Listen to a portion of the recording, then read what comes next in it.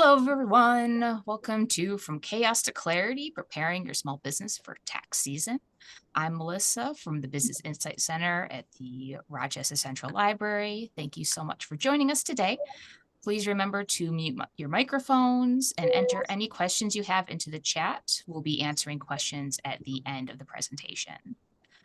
This presentation is being recorded and will be uploaded to YouTube. If you've registered for the event, you'll receive an email with the presentation link. This is just a reminder that all the services here at the Business Insight Center, market research, preliminary art checks for trademarks and patents are all free and available by appointment only. And I would now like to introduce you to Lindsay Ward from the Small Business Development Center. Good morning, everybody. My name is Lindsay Ward. I am the Regional Director of SUNY Brockport Small Business Development Center, where we provide free advisement to entrepreneurs and business owners in our 5-county district: Monroe, Orleans, Genesee, Wayne, and Ontario counties. Some of our expertise areas is we can help you with business plans. We also have software that can help with projections, 3 to 5 year projections, which many lenders require. We are also very proud to be a partner of New York State ESD, where we can expedite MWBE certifications. I know that just hit media recently. So, we can all do all kinds of things, from marketing to assisting you with customer discovery, you name it. If you are interested in advisement, go to our website, www.sbdcbrockport.org. And also feel free to follow us on social media, Brockport Small Business Development Center. We are on LinkedIn, Twitter, Facebook, Instagram, where you can see all of our upcoming networking events, seminars, webinars that you can really engage with. I am very proud today to introduce Edwin and Jessica Spencer. Jessica is a CFO of Sunlion Financial Group, brings over a decade of experience in full cycle accounting, budgeting, and forecasting, with experience in both non-for-profit and corporate finance. Jessica helps clients stay on budget by tracking, analyzing, and recording financials under GAAP principles. She partners with business owners to improve policies for financial growth and empowers them to understand their financial wealth, ensuring ongoing growth and compliance. Edwin is the CEO of Sunlion Financial Group, with over 12 years of experience in tax preparation, accounting, and business planning. He specializes and helps businesses navigate complex financial challenges, tax strategies to CFO services, empowering entrepreneurs to make informed financial decisions and grow their companies sustainably. In this webinar, Edwin will share practical tips to help business owners prepare for tax season and manage their finances effectively. I'm going to hand it over to both Jessica and Edwin. Thank you. Good morning, everyone.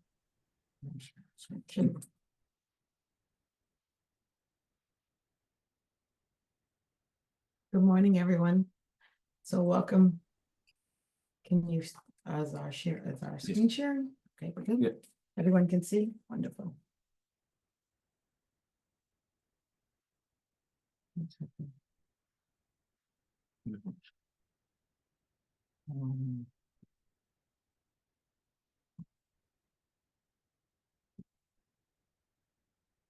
Okay, sorry about that.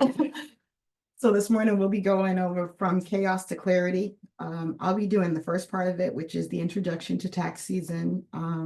And my partner will be doing tax strategy and planning.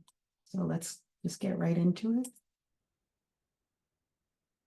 All right, so the first thing we're going to talk about is tax season challenges. And so as we know, 93% of business owners feel like they overpay the taxes due to poor organization. Common challenges that they face is not tracking their income and their expenses consistently, missing deadlines, and facing penalties from the IRS. Misunderstanding deductions and expenses is three of the main things that we see happens over and over in small businesses, and that can cripple your business very quickly. The importance of financial organization, it's number one thing, time saving. Organized financial records can usually save tax prep time by 30%. So if you're saving your accountant time, you're saving money. Finding deductions, that is a major thing. A lot of times businesses leave money on the table by not looking for deductions or not knowing which deductions to take. That helps their business. The audit trail. Having organized financial records can keep you prepared for audits. As long as your financials are organized, you usually can pass an audit very quickly because you can prove your deductions and prove your expenses to the IRS very quickly. Your accurate financials is a major. Understanding that if your finances are accurate, you have accurate statements, that means you can get loans, that means you can get grants, that means you can get help. So accurate statements is I would say number one must. The essentials of tax deduction of tax documents. So this is usually happens with preparing for taxes when it comes to bringing your information to your tax preparer. If it's not your accountant all year, if they're just your tax preparer, these are the things that they're always going to be interested in making sure you get them. Number one thing being your income tax, your income statements, which is your income, minus your expenses, which turns into what? Your profit and loss statement. Receipts, keeping your receipts all throughout the year is a must. The IRS actually wants you to keep your receipts up to 3 years. Bank records. I would say bank records is always one of the most important steps, making sure that you have your credit card statements, your bank statements, and not that you just have them, but they're reconciled each month so that when you bring them, they're already ready. Your 1099s, if you're a small business and you employ other people or you have contractors, you have to make sure that information is correct. It's in your system so that at the end of the year, you're able to issue 1099s. S's and 1099Ks, which is your digital sales. Your tax returns, bringing your prior year's tax return to your tax preparer. If they're not already your accountant, then they're going to need that. So that's something you should also keep up with. So those are the essentials of having your tax documents for preparing yourself for tax season. Record keeping systems, setting up effective record keeping systems. This is literally one of, again, a must. It has to happen. Things like QuickBooks for accounting, expenditures for expense tracking, and they also have a new program called Waves. It's like a free accounting software that you can use if you can't afford QuickBooks or, something of that nature, but it's there. Automatically mapping your bank statements and your credit card statements to QuickBooks or to whatever accounting system you're using is always great, because then it gets all the information, brings it together throughout the year, which will allow your accountant or your tax preparer to prepare certain information, i.e. not having a crunch time at the end of the year. Your IRS requirements, again, keeping your records for 3 years. They want you to keep them for 3 years, but up to 7 years as well.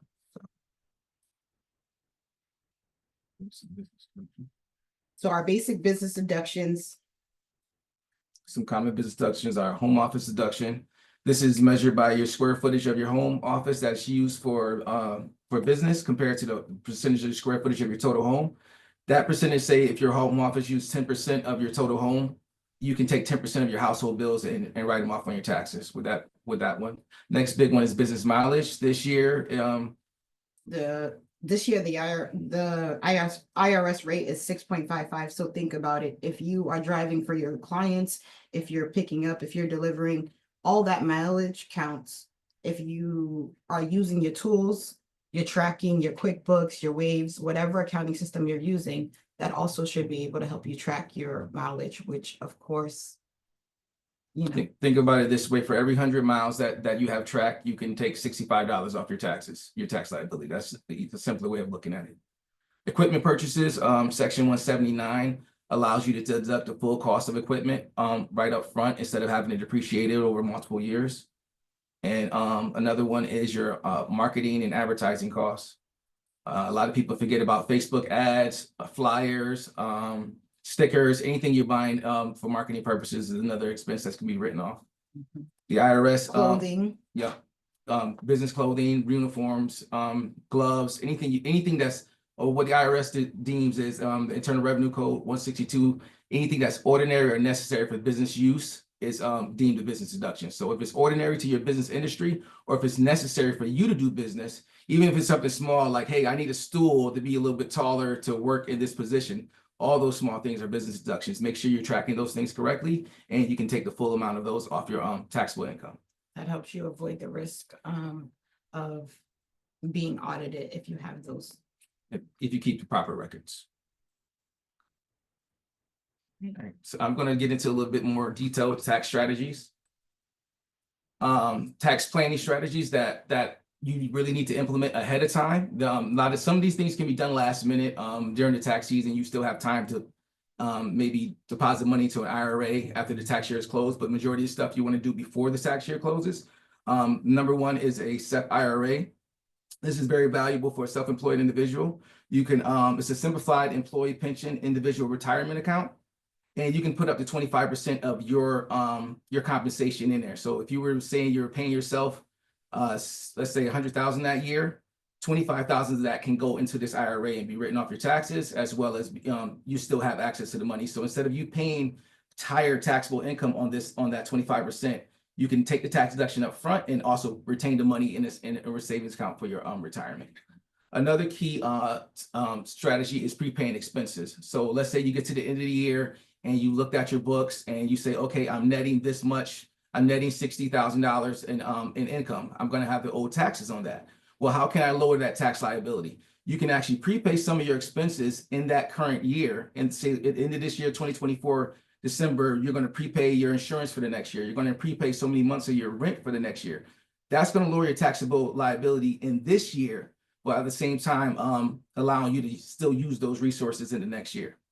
Another real good strategy is income deferment. So this is where planning really comes in, because you can all get to the point where you plan your invoicing. If you're invoicing out net 15, net 30, you can probably plan some of the end of the year jobs that you're working or contracts that you're working, those payments. You can defer some of those into the new year, so that way that income is recorded in the new year instead of being recorded in that year. So that lowers your taxable income for like, so say, let's say for the end of 2024, you had a contract closing and it was supposed to be for $10,000. Well, you can defer that payment into January 1st, January 5th of the new year, and that way you defer that income into the new year.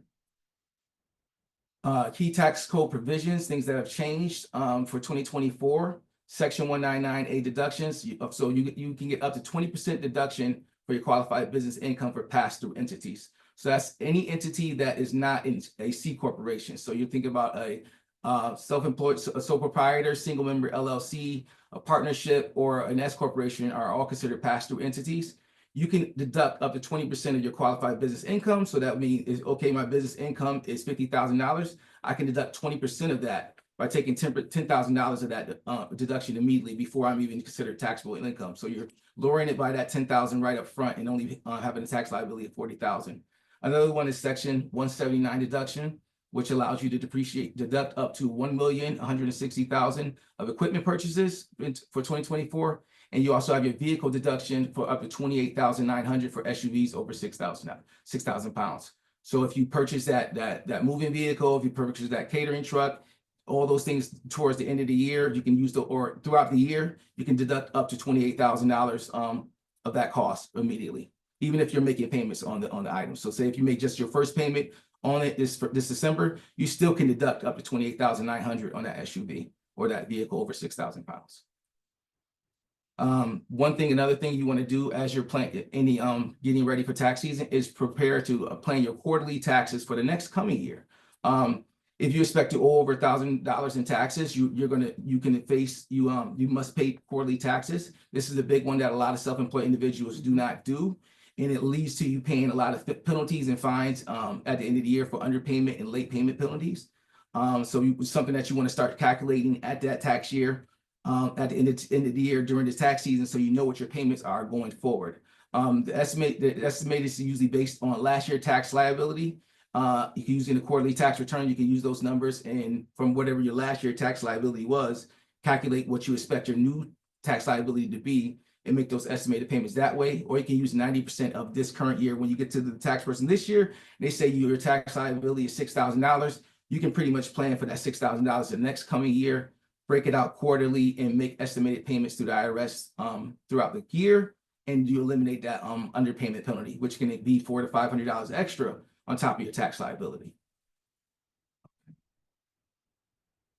Some changes to keep updated with for 2024. You want to always monitor changes throughout the IRS, whether they're doing each year. The standard deduction change, which it does every year. Standard deduction for a single filer increased to $13,850.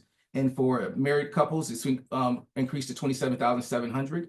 This is something good to know each year because it helps you with your planning.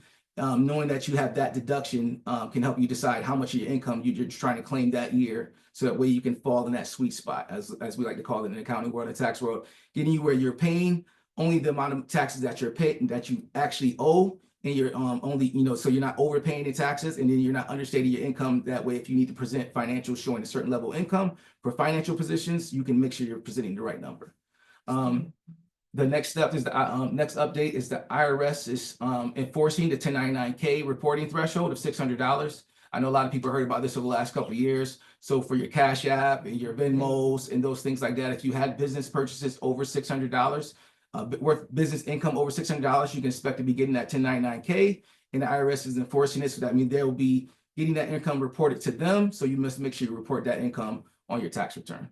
And another way of staying informed is, going to the IRS website, sign up for their mailing list. They have various different mailing lists for different industries. You can get updated forms, and you can get form instructions there as well. And also always talk to your tax professional. So tips for a smooth filing process. Confirm your EIN is active. Confirm you have the right number. We run into a lot of clients who've had multiple businesses, and they'll bring the wrong EIN for their business, and now they're confusing the IRS, saying, "Hey, wait, this business EIN had a different name," and now you're getting reports. Now they're looking into your documents because they feel like you might not have prepared things properly. You want to review the deadlines for your 1099s. January 31st is usually the deadline for issuing 1099s. If you had any contractors who made income over $400 to $600, you want to make sure you're issuing those 1099s, so that way the IRS understands that you did pay that income out, and you're passing that tax liability to your contractors by filing the 1099s and not keeping it with yourself. Also, you want to make sure that you've received all your 1099s. You understand the deadlines for when people are sending you 1099s as a contractor, and that you receive all your deadlines, all your 1099s from each contractor you may have worked for. You want to double check your bank and credit card statements for completeness, then make sure that the income is divided away from the expenses and categorized correctly to create that income statement for your tax preparer. So that's going to make a smooth filing process. And you want to file as early as possible. Get things ready and file as early as possible so you can avoid IRS backlogs and delayed refunds. In conclusion, and to recap with some key takeaways, start organizing records now. The sooner you start getting into organizing those records, the more time you're going to save, the more money you're going to save, the more things you're going to be able to catch and track. So many times I sit down with my clients, and they're like, I'm like, "Did you have any expenses?" And they're just scratching their head because they didn't track them throughout the year. And it's like, yeah, we had these expenses, or wait, I did purchase a new hair dryer, or I did purchase these things. And because they weren't tracking those things, if we weren't probing questions and trying to pull it out of them, they were leaving a lot of those deductions on the table and paying a much higher tax bill than what they would normally have paid. So that's why we kind of pointed out the slide as far as making sure that you have either QuickBooks, and if you can't afford QuickBooks, something like the New Waves accounting Information Act, that something of that nature. That way you're actually capturing this stuff so that you're not trying to think about what did I buy or did I purchase that this year? You will already know because it's already capturing it, it's picking it up. If you're doing your financial statements each month, all that stuff is being picked up and reconciled. That way, it's a clear understanding of what's there. Using the software helps eliminate a lot of missing things. Using software to help, using technology to help track your mileage, using it to help track your expenses, lets you not lose a lot of deductions that way. You want to proactively plan taxes so there's no surprises. Truthfully, as a business owner, when it gets to the end of the year, you should almost already know what you're expected to pay in taxes. You can do the calculation and figure out, okay, let's do 25% of what my net income will be and know what your tax liability is about. You don't want to be surprised every year. I've sit with business owners every year and they're like, oh, I don't know if I'm gonna have to, I don't know if I'm gonna pay. As a business owner, if you're tracking your expenses throughout the year, if you're tracking your income throughout the year, you can see, okay, my net profit is, or my net loss is, and you'll know whether you're facing a higher tax liability that year or not. Then you can proactively plan to save money and put into your SEP IRA or your traditional IRA, or you can plan to put money into your HSA. You can plan to do defer income. You can plan to prepay expenses. You can make those decisions in December. That way you're saving as much as possible tax-wise. And I would say that would definitely help with if you're making a budget for your company each year. By doing a budget, you're already being able to see and be able to forecast what's actually happening. So, and all that comes from tracking, because you don't know what you're spending in your business unless you're tracking it. So exactly. you know fully how, okay, we can budget for $500 a month in utilities because we look back and we're spending between $465 and $532. So those are the type of decisions that you become an informed business owner in making those decisions going forward. And that's how you'll know if you have a tax bill. And you'll also be able to take advantage of deductions and credits by knowing what you're spending on. You can see what credits are available. Hey, we just updated our lighting in the shop. Well, those lights fall under energy saver credits. Well, if we save those receipts, then come tax time, we can get an energy saver credit on our taxes. So just those are the benefits of being organized and being ready for tax season, is that you're going to not miss deductions and you're going to save tons of money. Here's a contact us slide along with resources for the IRS in New York State. For everyone who's in New York State tax. www.taxny.gov is also another great resource for New York State tax information. IRS.gov for the IRS, for the federal tax information. The QR code on the screen can scan to take you to our website if you want to ask us any questions. All of our initial consultations are free. And from that point on, if you guys have any questions, we hope you enjoyed this presentation, and we are here to answer any questions you may have.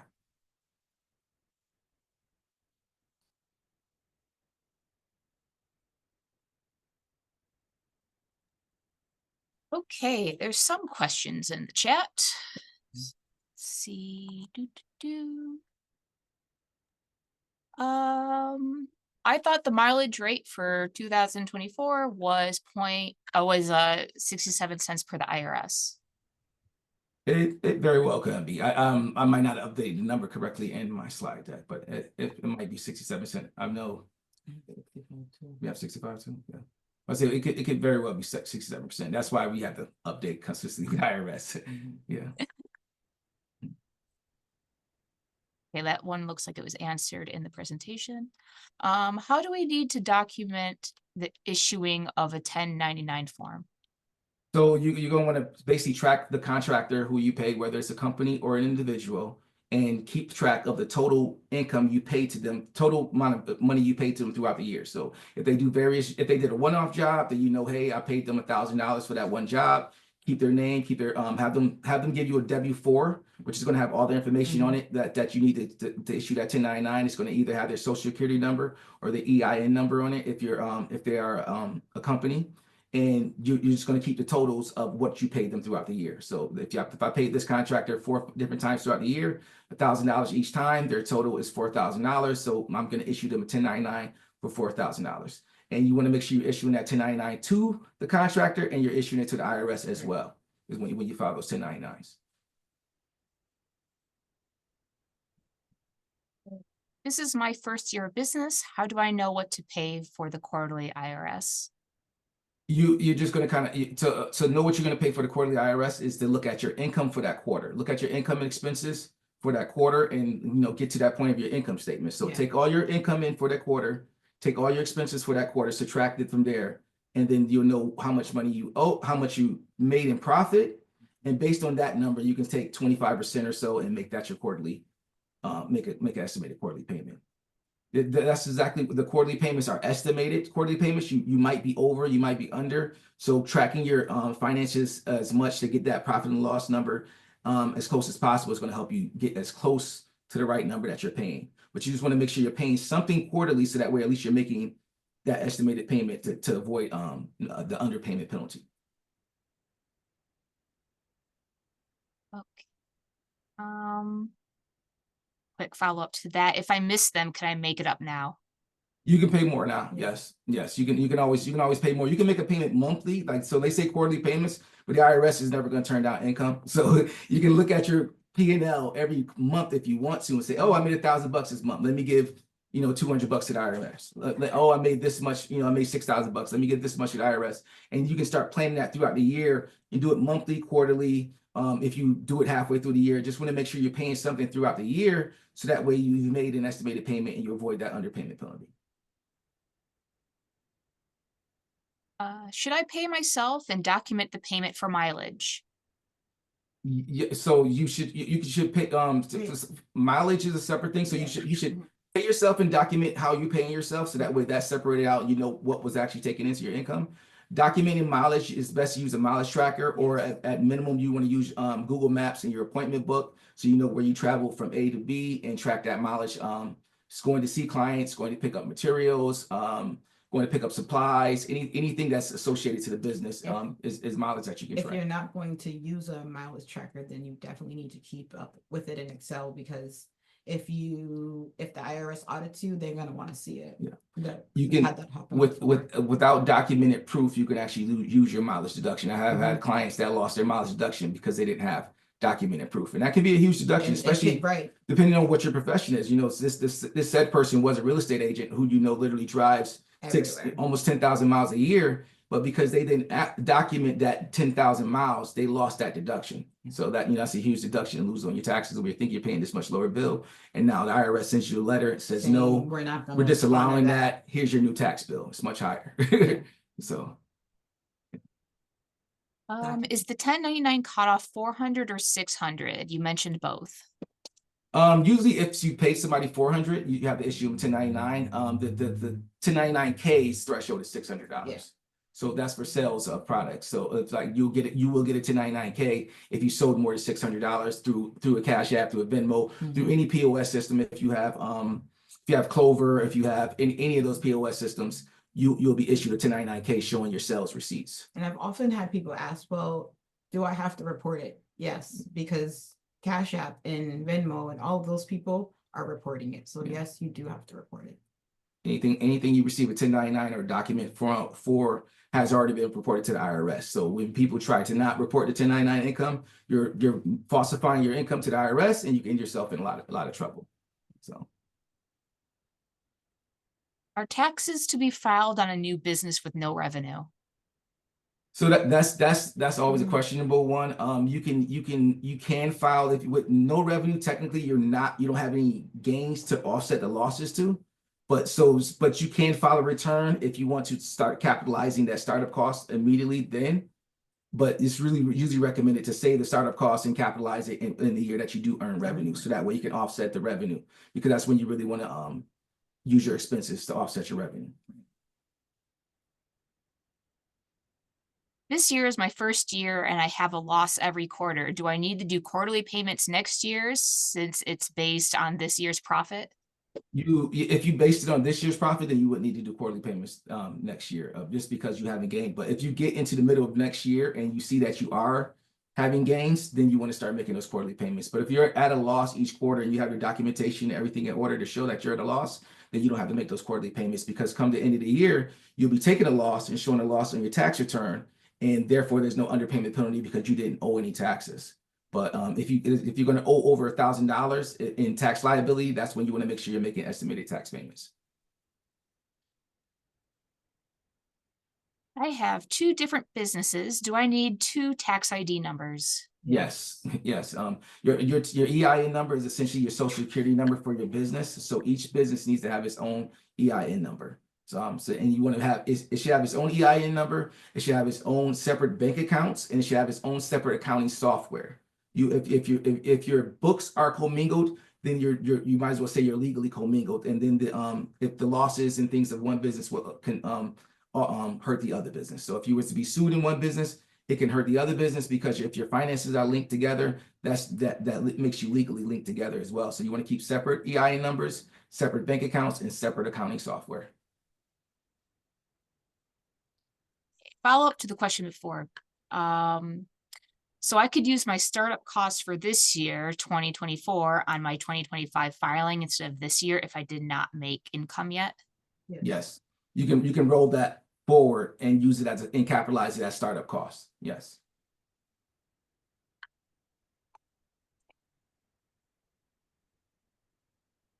Any other questions? That was the last one in the chat.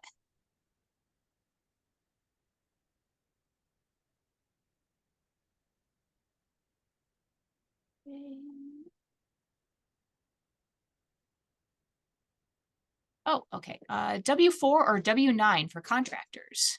W4 for contractors. W9 for contractors, I'm sorry. Yes, W9 for contractors, W4 for employees. Yes.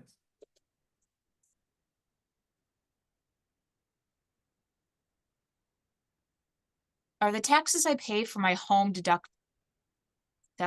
I have a home office. Sorry, it was. Yeah. So if you pay property taxes, you can write off a percentage of the property taxes based on your home office. You could probably offer a percentage of your mortgage interest and your utilities as well. If you rent, you can write off a percentage of your rent. Why are quarterly taxes filed? They're just a way of the IRS making sure they're collecting their taxes regularly based on your income. Just like when you have a paycheck, you pay out every paycheck weekly. So for businesses, they have them pay quarterly just so that way they're making those payments regularly, and it eliminates you having such a big bill at the end of the year as well. If you were to make the estimated payments and overpay, you can get a refund. The IRS will refund you your money back. But it's just something they want to make sure they're consistently collecting taxes. Self-employment tax is also the 15.3% self-employment tax is also something that's required now. At one time, it wasn't required, but they want to make sure they required it. That's your Social Security and your Medicare. So they start requiring that you pay self-employment tax every year for sure. That way you have something paid into Social Security and Medicare as well. That's part of your estimated quarterly taxes. That money goes towards Social Security and Medicare as well. I am a nonprofit with a part-time employee. I do not deduct taxes for this person. Should I do a 1099 for her? So if you're not deducting taxes for them, you would do a 1099 for them, but you need to decide whether they are a employee or a contractor. Yeah. And there's certain rules and guidelines that if you control their schedule and you control their hours and their tasks, they are not a contractor, they're an employee, and you're gonna want to make sure you put them on payroll and start deducting taxes, because the IRS can get real finicky about whether somebody is a contractor or a employee. And they have those guidelines that if you control their work and you control their hours and their tasks, they're an employee, and you need to be paying payroll taxes for those people. So that is something you want to do. Make me change going forward if they are an employee. If I take the home office deduction, can I still write off a percentage of my property taxes? If so, what is the percentage? The percentage is based on the square footage of your home that is used for business. So if your home was 100 square feet, let's say 1,000 square feet, and you used 100 square feet for business, that's 10%.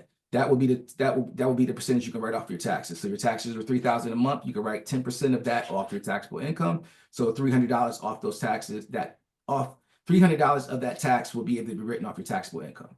So it's all the percentages based on the percentage of your home that is used for business. So somebody who does a home daycare will have a higher percentage used to somebody who just does maybe online marketing or online bookkeeping, because they're using a small office space compared to somebody with a home daycare who's using, maybe 50% of their home for their daycare. So the percentage is going to be dependent on how much of your business is using of your home. What What changes if someone works more than 20 hours a week for me? What do you mean as an employee or a contractor? This is the same person that did the nonprofit part-time employee. So if they work, if those are where you get more into the payroll questions of when, in HR questions of when somebody's not part-time anymore. Right. Usually when you get over 32 hours is you start getting to that level where someone would consider 50 full-time. What percentage should you put aside for taxes? I have a cleaning business. Should I put away for each service? You can do it that way. I have some clients who like to put away for each service. There's actually the same thing they do. They do cleanings, and they per cleaning they put away about 15 to 20% for taxes, and that's a safe number to kind of set away about 15 to 20% each. If you look at every $100 I make, I'm going to put away 10 to 15 of it for taxes and just make that transfer. Then you're saving that money aside. Having money set aside to make your tax bill is always a good thing, instead of trying to find the money when the tax bill comes due. So just about 10, 15 to 20% is a good safe amount to set aside. Right now, I filed jointly with my husband and lump my two businesses all together. Should I file separate? That is not necessarily you should file separate. Like, so your two businesses is going to be, depending on how your business set up, most people are single member LLCs or sole proprietors. So you're going to have a Schedule C for each business. Those incomes or losses will either join or offset each other because they're both active income. And it's just it's keeping filing with your husband is married is only is going to allow you the larger deduction for a couple. So it's going to be actually better to stay filing as married compared to filing. If you file separately, you're going to get half that deduction against your income, whereas you'll get a larger deduction towards the income filing it with your husband. So that would be my recommendation, to keep filing together.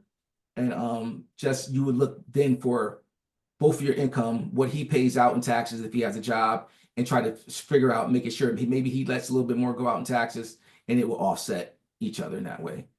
So that's where like the real tax strategy planning comes in, looking at what his income and his tax liability is compared to your income and tax liability. And then you can find different tools that can help make both your situation better. It'd be good in that perspective. It'd be good to do tax planning with your tax preparer. Yeah.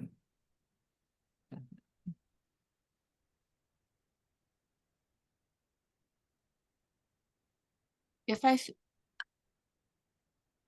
I file with my husband and take the standard deduction, can I still deduct business expenses with a Schedule C? Yes. So the Schedule C is still going to allow you to take all your business deductions.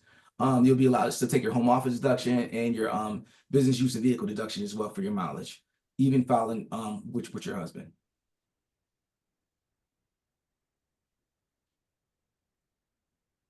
And we've caught up to all the questions. Oh, spoke too soon. Is my cell phone cost a full deduction? I use it for business and personal. So one thing I recommend to my clients is, if you use your cell phone for business, put your cell phone in your business name.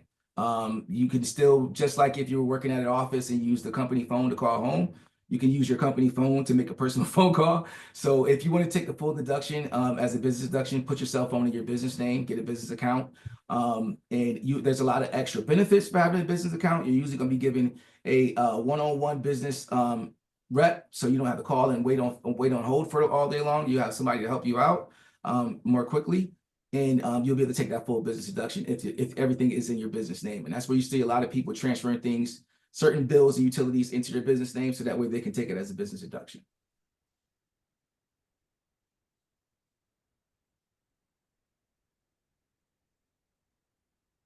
Really specific question here. My business is events ticket sales. Are our revenue, sorry, it's a little, I've struggled to determine if I need to collect sales tax on tickets.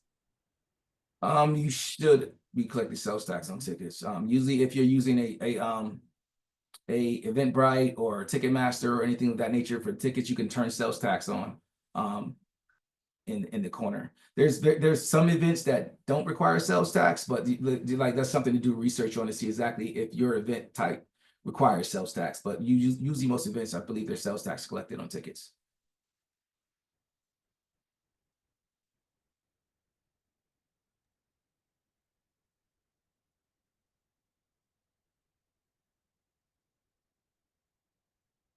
I have a full transport business. Can I write my full insurance payment as a deductible? Yes. Is Yeah. it in your business name? Yeah, so if the vehicle is used 60% or more in the business, you can write the full deduction of the business expenses off that vehicle. Even if it's in your personal name, but you use it completely for business, because like some people, you had to buy the vehicle in your personal name, you didn't have business credit developed in order to buy the vehicle, so you bought the vehicle in your personal name, but if you use it 60% or more in your business, you can write it off as a full business deduction because you're using it majority of the time in business. So. If I'm selling an online course, do I need to collect sales tax? That is a no, I believe, but I have to double check for online courses because like I said, the state has different requirements for sales tax than which, because that's a sales tax is something on a state level. So like most most businesses in New York State, the answer is almost always be yes, but there is a small list of businesses that do not have to collect sales tax. So I'll have to double check that one and could follow up. Or if they wanted to follow up with me, that would be one I could follow up on.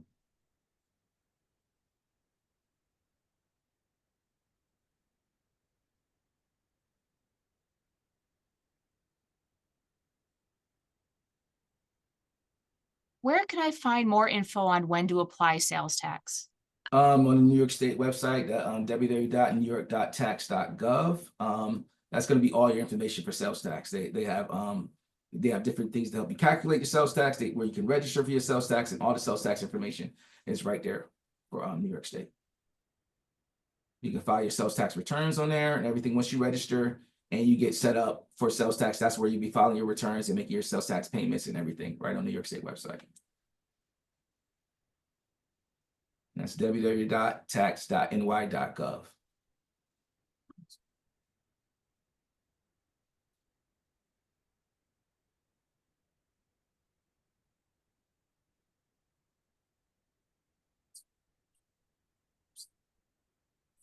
Is sales tax a quarterly payment, monthly payment to New York State? So it depends. So when you first start with sales tax, it's going to automatically be a quarterly payment. That's what New York State sets you up as. But depending on how active you are and how much sales you have, you can either be a yearly filer, or you could be a monthly filer, or you could be a quarterly filer. It depends on how many sales you have. So it depends on your business industry. If you only make 1 or 2 sales a month, you can be a yearly filer. But if you're like a bar, restaurant, or somebody who's making consistent sales daily, then they may move you to a monthly filer or keep you at a quarterly filer.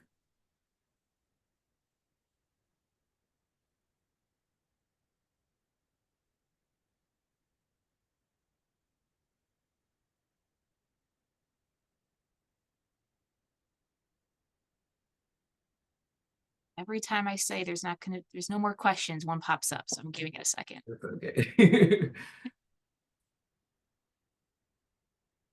Getting lots of thank yous. Thank you both for this information. Has been very helpful. Of course, you're welcome. Thank you both for putting all of this information together. It's been super helpful as a first-time and first-year business owner. Will this video be available to rewatch? Yes, this is currently being recording. Once it gets put on YouTube, I will be sending out the link to everybody who had registered.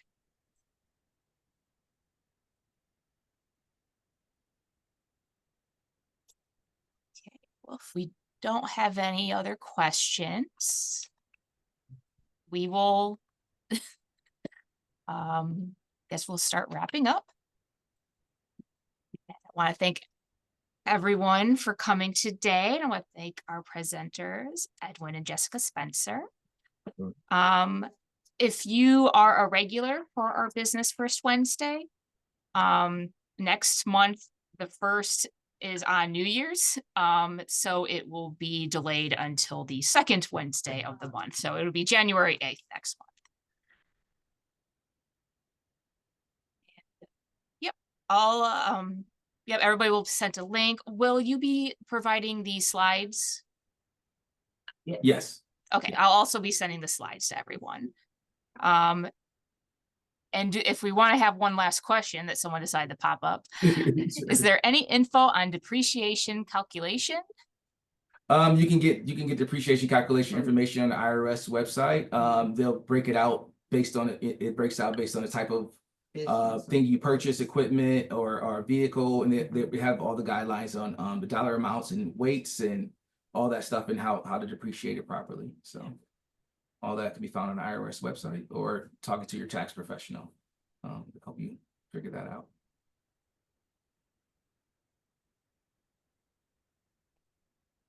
Now we have the last question. Can sales tax be itemized? Yeah, sales tax is not something to be itemized. Sales tax. So something important to understand with sales tax, a lot of people get into hot water with this. You're just a tax collector. The sales tax belongs to New York State. So you are just New York State requires for the certificate of authority for you to do business. If your business is required to collect sales tax to do business in New York State, you're saying yes, I will collect sales tax on your behalf. And So- then I'm going to send And then I'm just going to send that sales sales tax to you. So Yes. every $100, take $8, set it aside for your sales tax. Every $100 that you make, take $8, set aside for sales tax. So that way, when it's time to file sales tax returns, the money's already sitting there. What I usually tell my clients that have to collect sales tax is set up a sales tax account right away in the bank. That way, you know that money's going there. That's the money you don't touch. That's like your reserve account, which is still your sales account, your sales tax account. You should not be touching it. Yeah. Take that money, put it in there. That way, at the end of the quarter, or if you're doing it monthly, you're able to send that money right out. You are a collector. That is not your money. Yeah. I stress that a lot to the clients. That's not your money. A lot of people don't separate it, and then it just gets commingled with operational funds. Yes. And then it's time to make your sales tax returns, and they're like, "Hey, you owe $3,000 in sales tax," and you're like, And they'll tell me it's in my operating account. "Yeah," and that's why you want to separate that money out, because it's not funds available for your operations. You're Right. collecting that sales tax on behalf of the state. You're submitting it to the state, and a lot of times they give back rebates and credits for you collecting that sales tax. As a Okay, contractor, do I have to charge sales tax on material used in a capital improvement that I buy and pay tax on at the time of purchase? If you bought and paid taxes on it, then you don't have to own the material used like that. I know for contractors, you still, because you're creating a finished product, you have to do sales tax on your labor. But if you already paid the sales tax on the materials, you don't have to charge it unless you're transferring that cost to your clients. Then you would charge them the sales tax if you're choosing to transfer the sales tax to the client for the materials. But usually it's the finished product that you pay for. So if you're paying the sales tax at the store, the sales taxes they're paid for that material. It would be double taxation if you charge them again in that sense, if you weren't just transferring the money from them to the state.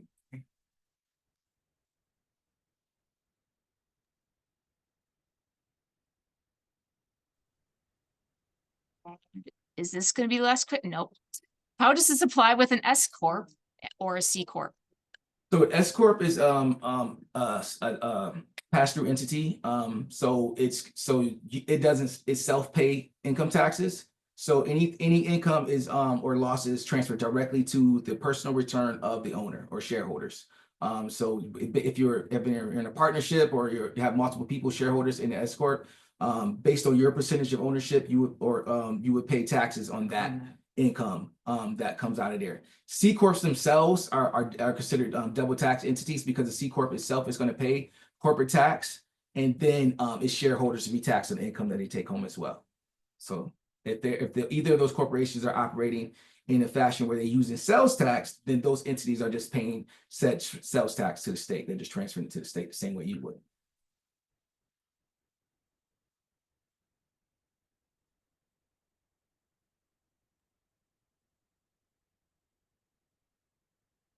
Gonna trick me.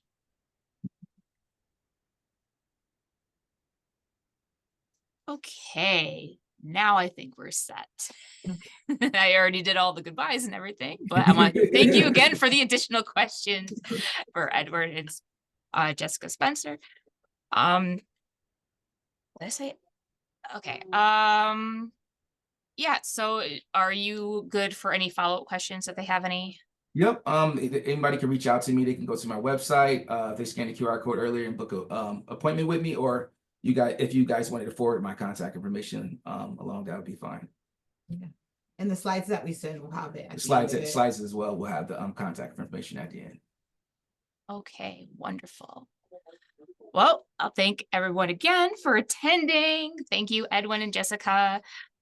for all the additional questions, and I hope you all have a good rest of your day. Bye.